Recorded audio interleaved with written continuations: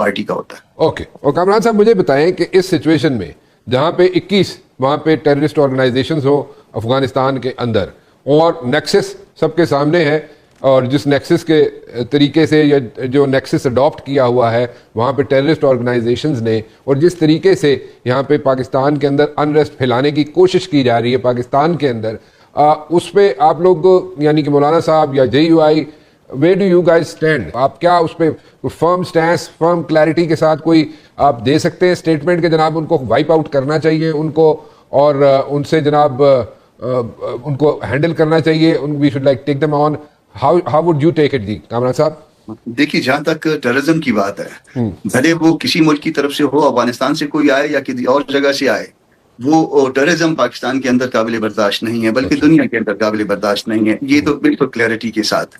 और अब उसके बाद करना क्या चाहिए, यहाँ पे डिफरेंसेस आते हैं। अच्छा, क्या वो क्या? हम बातचीत के जरिए मामला को हल करना चाहते हैं। बातचीत के लिए अब ये रास्ते इख्तियार भी किए गए हैं, बहुत देर से गो के इख्तियार किए गए हैं।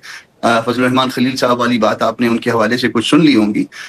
मेरा ख्याल है कि इस मामले को बातचीत के जरिए आसानी के साथ जो है सुलझाया जा सकता है, और उसमें ऐसी पर्सनालिटीज हैं, ऐसे लोग हैं जो कि इस मामले को सुलझाने की सलाहियत रखते हैं।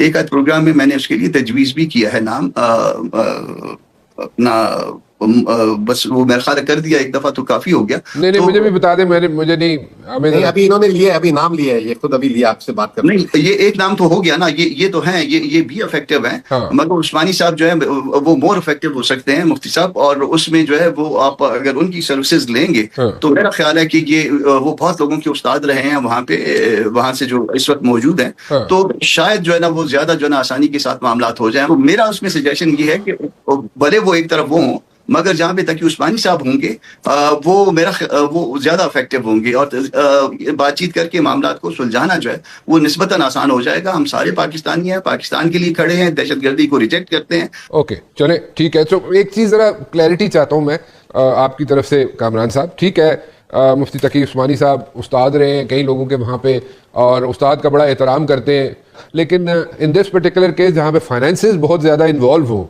ठीक है, और वहाँ पे फंडिंग बहुत ज़्यादा हुई हो, और हमारे मुताबिक यानी कि पाकिस्तान के मुताबिक जो हमारे हॉस्टाइल ममालिक हैं वो वहाँ पे फंडिंग कर रहे हो, तो वहाँ पे पैसा आगे देखा जाएगा या मुफ्ती तकी उस्मानी साहब को?